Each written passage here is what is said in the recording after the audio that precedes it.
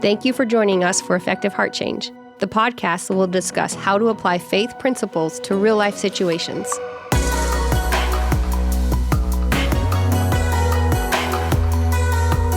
This is Effective Heart Change. Welcome to Effective Heart Change. Dale, it's good to have you on board. Always better to be on board than being drug along or something like that. Or overboard. Yeah, and it's good to be inside. It's very good to be inside. Maybe it's cold outside. We were having that polar plunge. Yeah, I haven't seen any bears yet, but I keep my eye out. It's a little chilly out there. We're on the third layer. The third layer is called covered. The first one was called safe and actually gets into peace. It gets into rest. It gets into a lot of different things. The second spiritual layer that we talked about is called belonging, and it gets into the idea of love, acceptance, and belonging. And if you want to think about these in terms of development, think about the womb for just a moment. The womb, hopefully, is a safe place. It's a place of peace. It's a place of joy, positive anticipation. Then you come to the time of birth, and you get this idea of hopefully belonging. And we talked about last time that father connection, and mothers that seem to have the connection earlier, but a lot of times it's like, wow, all of a sudden there's this it's my child. And there's this belonging, and there's this thing that goes on there that is kind of a natural love and acceptance. And if these things are done the right way, it really sets a person up well for later life. Well, then this third layer that we want to talk about is called covered. And this one is really important. It's got a lot of different dynamics.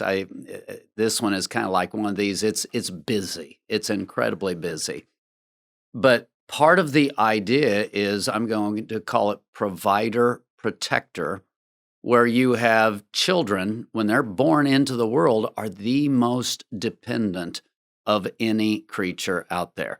I mean, if a baby is born, and it doesn't have that protection, it doesn't have that provision, the baby's going to die. I mean, it's no ifs, ands, or buts. When you said that, I had the picture of the animal world and how the cub or the kitten or whatever is born, and there's sometimes it's just that's it and split. Most times there's a connection, there's a feeding and advancement, but it doesn't last long, and for the most part, you wouldn't describe it as tender and loving. No, not all the time. Obviously, I grew up with cows, and so the idea of calves, and you get some calves that literally almost hit the ground running, and they're just, I mean, literally in minutes, they're up, they're standing, they're going through the processes, they're eating. You know, it's just amazing. You get some that don't hit the ground running that you really have to take care of and nurture, or they probably wouldn't make it. But by comparison, think about animals that are just there, Right. off and running right from the very beginning. Not so with human beings. Very, very dependent. They need that provision. They need that protection, or they won't even survive physically. So part of the start of belonging is actually having someone around to belong to. Mm-hmm. That sounds pretty elementary, but the atmosphere that's created is really important to the negative or to the positive. If you tie that in with the previous layers and you start thinking about safe, if safe has been laid down, if you get to the second layer and love, acceptance, and belonging has been laid down, it's a normal transition into nurture, protector, provision. You know, you get all these different terms, and caregiver. There's a lot of different terms that you could use, but you have that person in an authority role, if you will, but not authority a lot of times the way we think of authority, where it's like domineering, but it's a nurturing, caregiving kind of role. Well, if safe has been established, if belonging, love, and acceptance has been established, that just happens very normally and naturally. If those things haven't been established, a child's hardly even born And there can already be friction there between the adult provider and the child. It sounds to me that along with provider, a caretaker would be a good terminology that would apply to someone that is in charge, and yet is the interest is in the child and its well-being. We also talked about what happens. You can have love and acceptance coming your direction and not really receive it. Even early on, even in the womb, the child has, and the word that I like the best is embracing. The child has the ability to grab hold of that and drink it in and make it his own, or kind of has the ability to kind of almost put hands up and say, no, not today. And so there is some kind of function there that is going on where the child is actually interacting with its environment.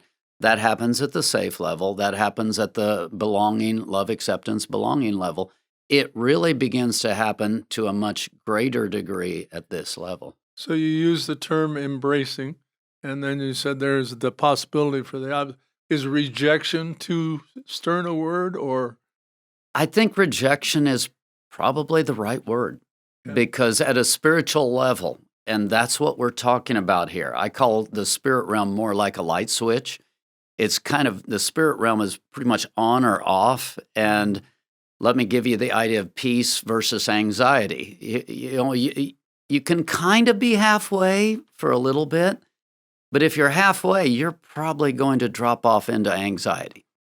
You're either embracing peace and drinking it in and getting a hold of it, or you're sliding off into anxiety. And it can be a fast slide off, or it can be a slow slide off. And if it's a slow slide off, well, you can be halfway for a little bit. But in the spirit realm, it's a spiritual presence, and it tends to be like a light switch, as I say. It tends to either be on or off. You don't have that often when it's a slider switch. Obviously, we've got the slider switches where it's like you can turn it on and it's dim, and there's a little something there, and then a little bit more and a little bit more, and that happens to some extent. But yes, we tend to either embrace and move into that positive zone, or not embrace and be in more of a negative zone. The way you describe that, it sounds like it can be a slow slide. It can be. But it's going to pick up momentum with all likelihood. It really is. I like that word momentum. In the spirit realm, you're not going to be stagnant. Either way. You're not. You're going to be moving some direction or another. You're either going to be moving towards the peace, or you're going to be moving towards the anxiety. Now, in this one, just kind of throw it out, because we're in kind of an introductory, and we'll come back and talk about this. But then you're really talking about the faith-trust response on the part of the person. You've got the external person, which is father figure, if you will, heavenly father figure. In order for me to respond well to that nurturer, caregiver, provider type person, there has to be trust on my part, which actually the part that we talk about in spirituality, i.e. religion, is actually usually called faith. So the response of the person in this one is either a trust, faith response, which also, let me add another word, surrender, coming under authority, coming under covering. These are all the side of the person who's on the responding, but then you've got that caregiver, protector, provider side. I was struck as you were describing that with the scripture, I'd rather you were hot or cold, not lukewarm. And so when you talked about being spiritually, you're moving all the time, really, and it may be either direction, but as far as God is concerned, you'd prefer hot and cold. You can deal with that, and wavering out there, it's hard to deal with. This layer, maybe more than any of the other layers, although they keep getting progressively more complex, but this layer is fairly complex. I want to break down just a few of the basic things that we've talked about so far with some questions. give you a chance to look at those. We'll take a break, and then we'll continue.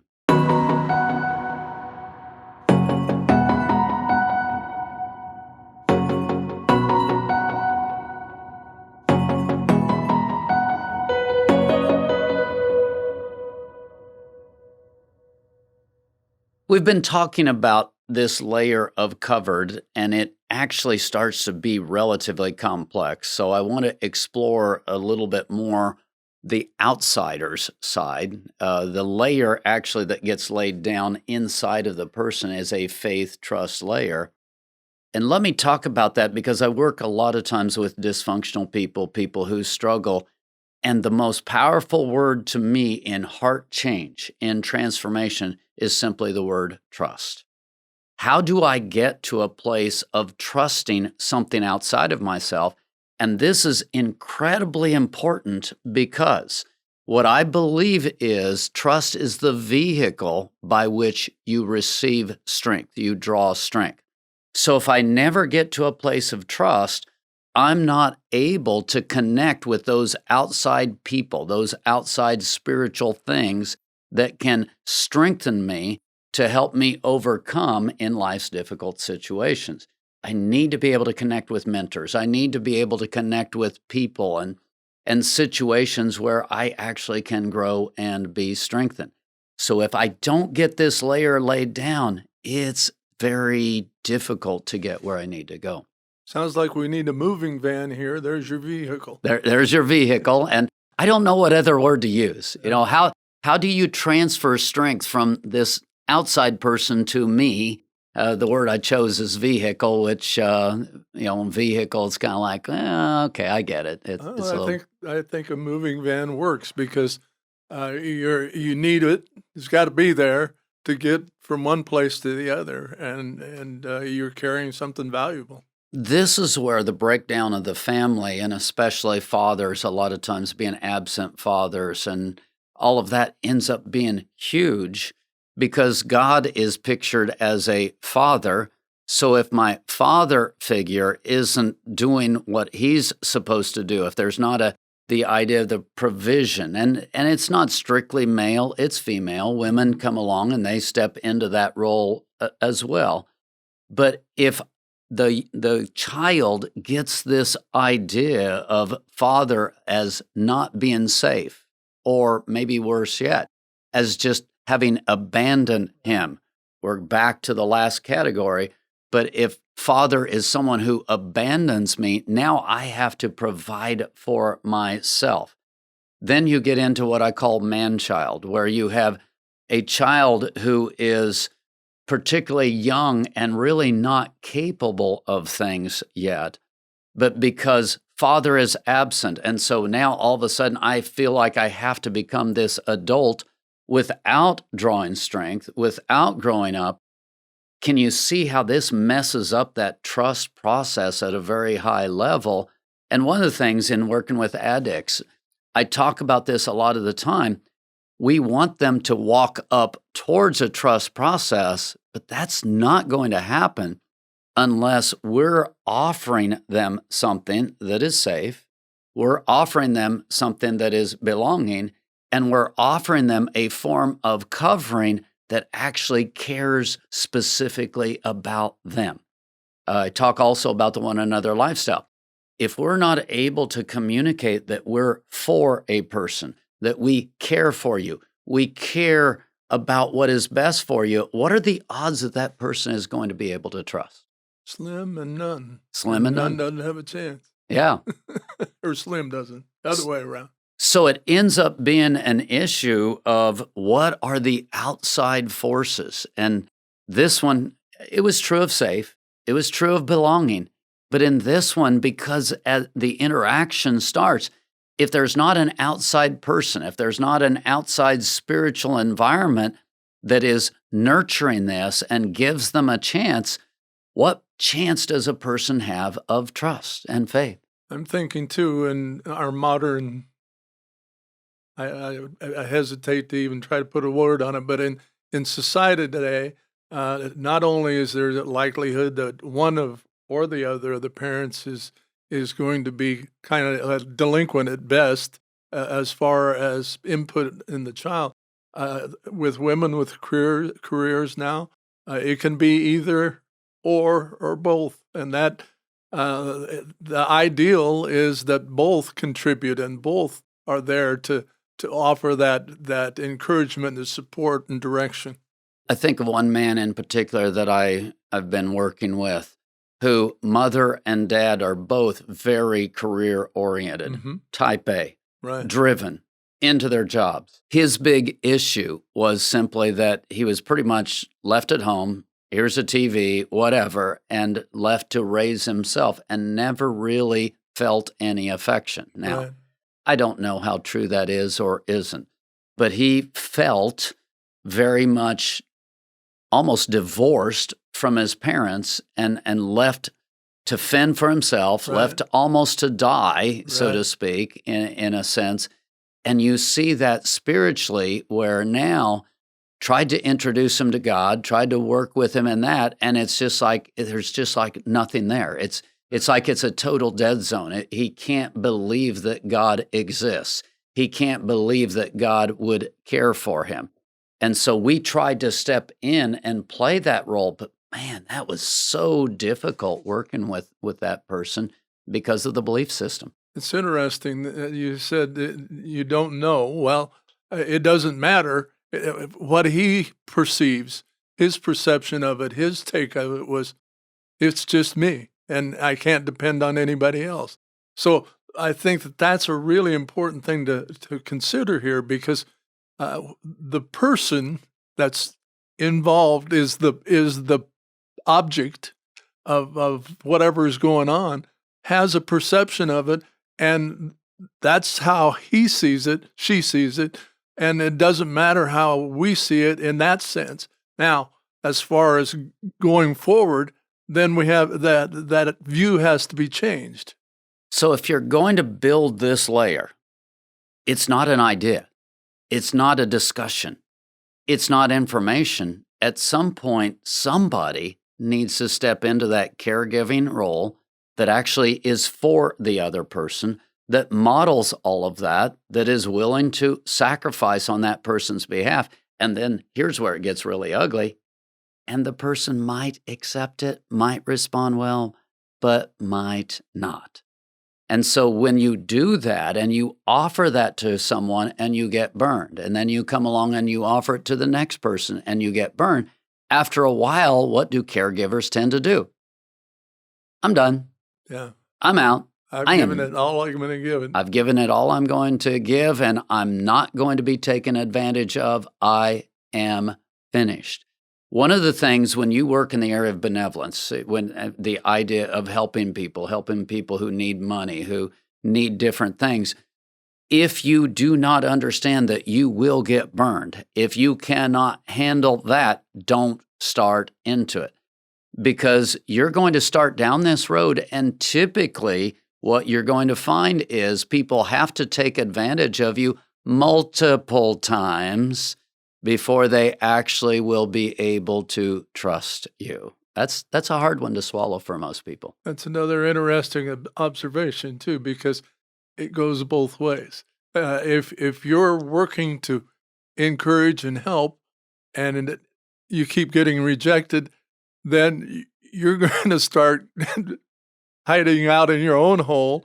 And so one way or the other, the influence is going to be there. I do personally try to screen things with the question, am I willing, first of all? So I deal with me. Right. I look at the situation, and I'm not even looking at the other person. I'm looking at me. What am I willing to do? I'm not going to promise something that I'm not willing to do. I'm not willing to follow through. But it's also helpful to ask some questions, get a sense Sure. of the other person, and maybe even get a verbal confirmation. What are you willing to do? If you are willing, I am willing. That helps screen this process and make it a little bit safer for both parties. We're back to atmosphere. You're creating an atmosphere, and you're aware of the atmosphere you're walking into, and if that's a mutual thing, then there's a chance for success. If one or the other is out, you're wasting your time, basically. This is such a complex area. a lot of topics I could spin off on. Yesterday in class, we did a spin off of this. It was pretty neat, pretty cool. But we want to pause, again, give people a chance to reflect, and then we'll continue.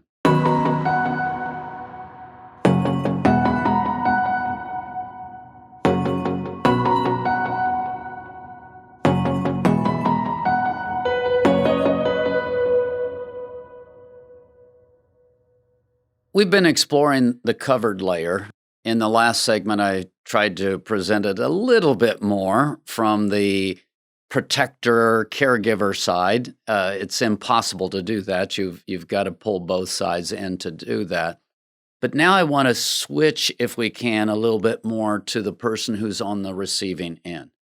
And what did I say during the last part? I talked about, as a caregiver, if you're not willing to get burned, you cannot walk in this area. Same thing applies on the receiving end.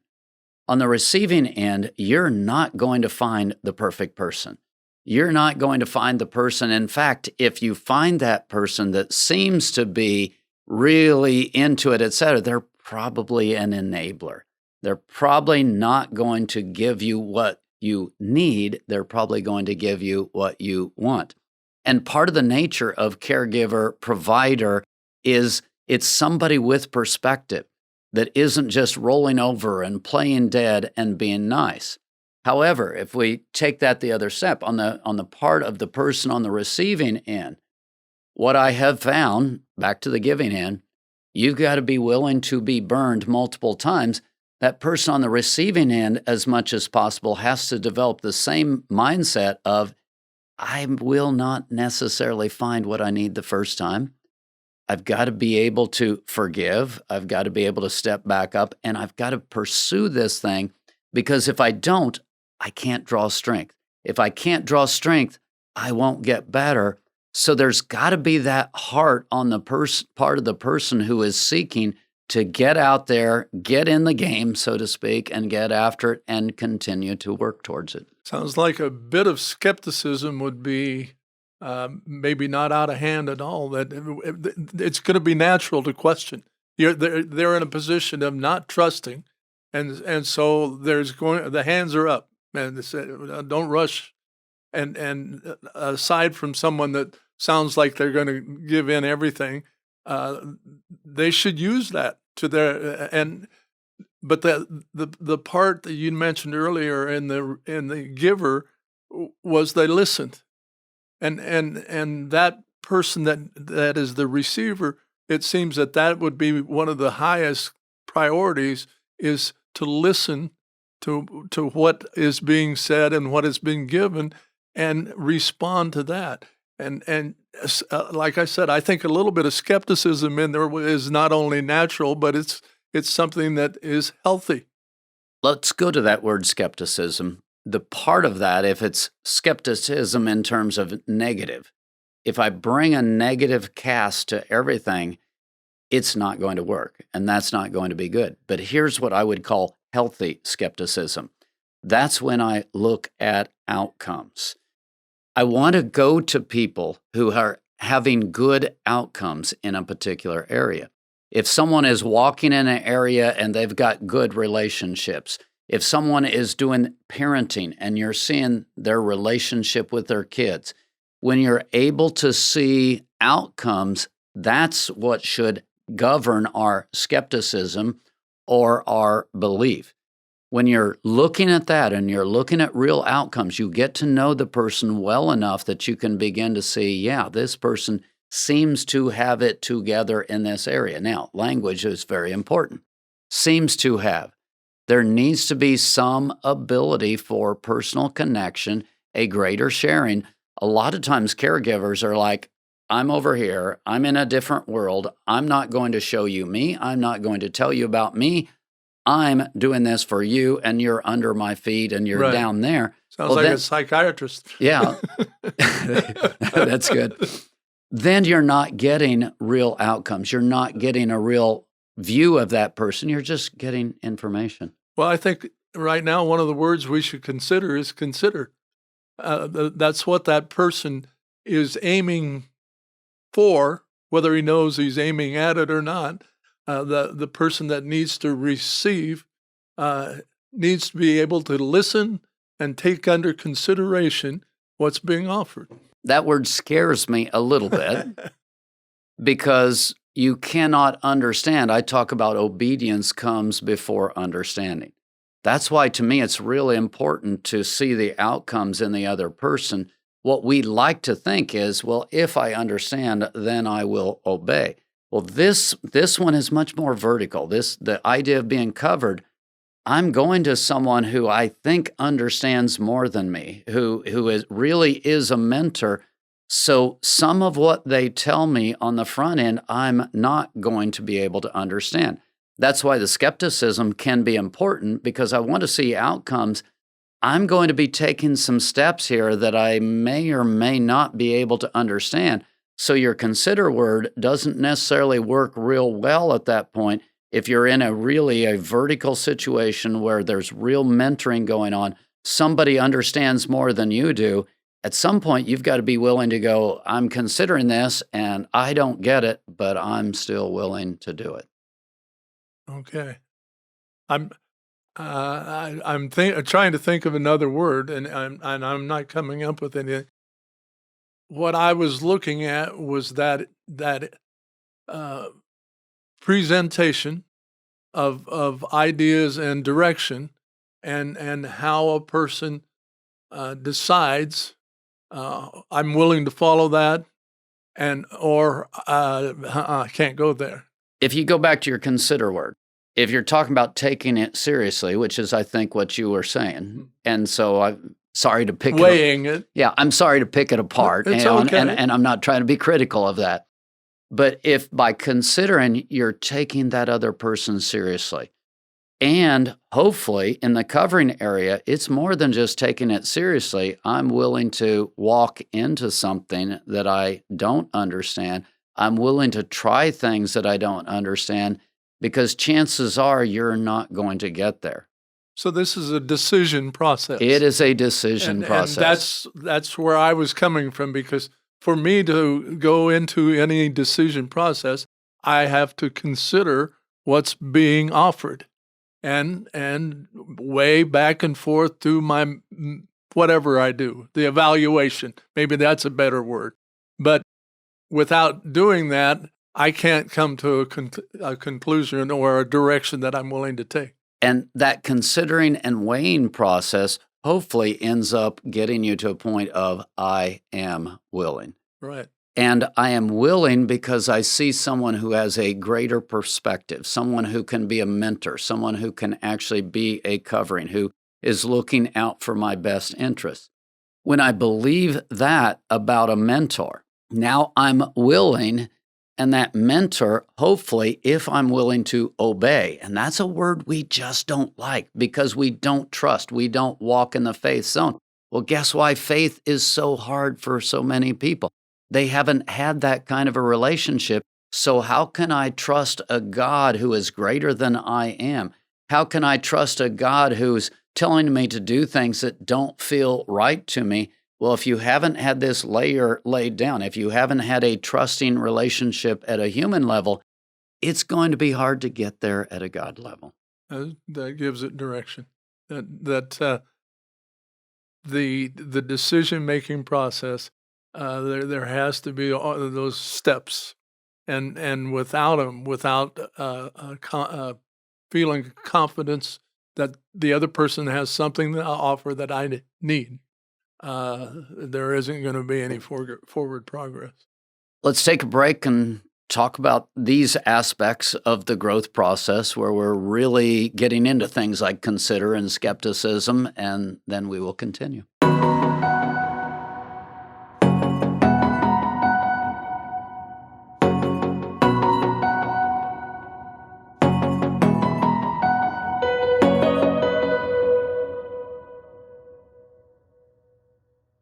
We've been talking today about the idea of being covered and coming under covering, and just the incredible layer that lays down. If people are struggling in the area of faith, if people are struggling in the area of trust, this is it. And it's not just an intellectual, let me explain to you information, and you'll know how wonderful I am and how much truth I have, and you'll be able to trust because I'm that. It Almost really is. do or die, isn't it? It really is. It's a huge, important layer, and it's very experientially driven in terms of relationship, and a lot of times we miss that particular piece. Now, one final comment, is leading through this segment: the strong-willed child. This is not something that happens equally for all people everywhere. If you've got a strong-willed child, and many people have experienced that, in my case, multiple kids, you have different levels of will about different areas. This is not just something that the parent does, and if they do well, it's just going to automatically float across to the child. There is a very clear part, and it starts sometimes in the womb, I'm convinced, but definitely at very young ages, you start seeing that manifest where it's like, you are not telling me what to do, and there can be a real battle there back and forth. Little Isaac and Esau. A little bit of Isaac and Esau. Or the kids that are out here when we get here. Yeah. There's one that's very vociferous Yeah. and obstinate in any number of donkey terms. And you get very strong-willed children. Now, the neat thing is, when that works out, a strong-willed child can be a strong-willed child, and they can do incredible things later in life. And so it's not totally a negative. But in this particular area, if you're going to get this area laid down, how do you deal with a strong-willed child with a firm enough hand that this layer actually gets laid down? Because if there's never any respect, if there's never any obedience, this thing can't happen. But on the other hand, if you have to use so much power, so much force, so much negative stuff. Squelching. Yeah, squelching to get your point across, how can you have trust and faith? Exactly. There's no background. There's no basis, no foundation to build on. Let me make a simplistic difference here, and it doesn't work this way as a continuum. But you have children who are power children. In other words, there's some people who God created who they're more movers and shakers. I don't know what else, but they are interested in being influencers. They're interested in being the top dog. That's who they are. That's part of their nature. And then you have people who are more followers. And again, it doesn't break down that simply. But if you have power children, there's a level at which they will never respect you until you win. So if I come in with that child, and hopefully not in a harsh way, not in a belittling way, but there's a power encounter, and you better figure out how to win in that power encounter. If there's a power encounter and the nurturer caregiver wins, it's interesting, but that child will actually feel safer and will settle into that, and you'll see very positive outcomes. If you come along with a child who's not a power child and you try the same power techniques, you will crush that child. So this is not a one-size-fits-all. Caregivers have to recognize who they're working with and figure out how to handle that person in order to best nurture them and grow them up into this layer of trust and faith. Sounds like to me that it would be real valuable to have the patience, the forethought to think of we're God's creation. Each one of us are created differently, individually, and gifted in some areas and not in others. And that we can look at someone else and see their need, and we ought to be able to do the same with ourselves. And then in dealing with a difficult person, that means different than I am, I think. Oh, you're not difficult? No, that means it's anything that I see as difficult. So, but in dealing with them, I need to be honoring them as individuals of creation of God, just like I am, and that they may have shortcomings here but they have strengths in another area. And to honor people back and forth. Again, I'm back to atmosphere, but it's the honoring process that carries the day. When you have that honor and you look at other people that way, again, that's huge. That's a great point. Another practical point that I want to add to that is just slowing the process down. When you're responding in the moment, a lot of times it is out of anger. If you're being challenged, if you're the caregiver role and you're being challenged, there's that tendency to just jump back and to crush. And many times that crushing is going to destroy that person's ability to believe, to have faith in later years, and it'll take a period of time to restore that. So slowing the process down, slowing anger down, slowing replies down, taking a little bit of time to pray or to think about it or to consult people and to walk things through in a slower process, that's an incredibly powerful tool to be more effective in this area. Yeah, and I'm reminded, one of the things I always think of that when Christ was angry about the operations he took time and went and made a whip and then came back. So it wasn't an anger thing, which is the way I always heard it when I was a younger person, that he was angry and he lashed out. Well, there was a period of thought and then a response. And he saw a priority that was worth it. There are hills to die on. Yep. There are times when I've got to take a stand and I have to win. If I don't win, that child will not respect me. And people do not like this language. We've kind of taken that out. But if you're dealing with a power child, there's a time when that happens, but it needs to be done very seldom. You don't do it over and over again. It needs to be done with forethought. It needs to be done not rashly. It can't be done in a way that's destructive or harmful to the other individual. It's got to have self-control. When you understand all of those pieces, then it becomes effective as a caregiver. And we've lost so much of this. We've lost our understanding of how to carry this out. You have absent fathers, you have broken families. How can you come into a place of just resting in a caregiver role out there who is watching over me?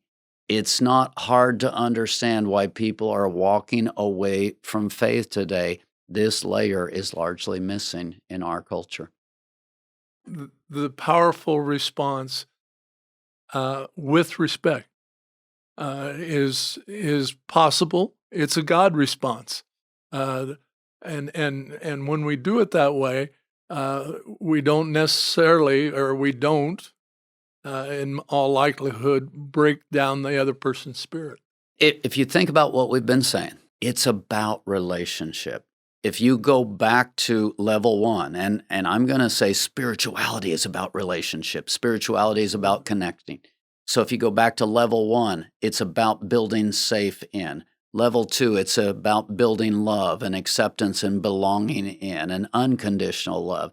Here we're talking about covered, where there's a give and take. There's a covering where I'm going to protect you and provide for you, and you're doing something foolish, and I'm going to be right there to cover you and to absorb some of the blows and some of the things that hurt, but I'm also going to hold you accountable and walk you through. When these things are put in place, it's powerful. And as churches, we have gotten to the point to where it's just an idea. Will you accept my idea? And we don't walk through salvation. We don't walk through discipleship in a manner that mimics these layers, that grows these layers. And then we wonder why people's faith is shallow and it doesn't last.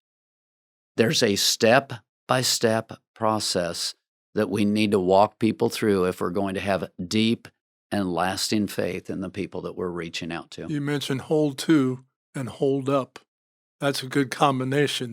The hold to is, there's a standard here, and there's a level we need to approach. But hold up is, I'll be there to hold you up in that pursuit. And both of those are needed to develop this layer. Amen. Well, I hope you've enjoyed it. My goal is to challenge you. I think if we can do faith in a more effective way, we'll see lives changed. We'll see a nation changed. Hang in there, stay after it, learn, grow, take better steps. We'll share more next time on Effective Heart Change.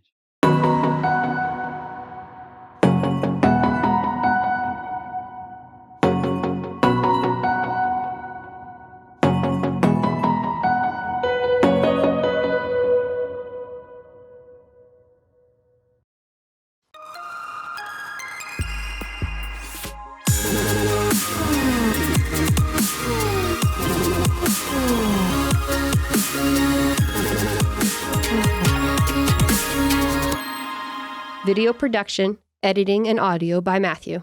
Set design and setup by Ashley. Content recorded live at Studio 104.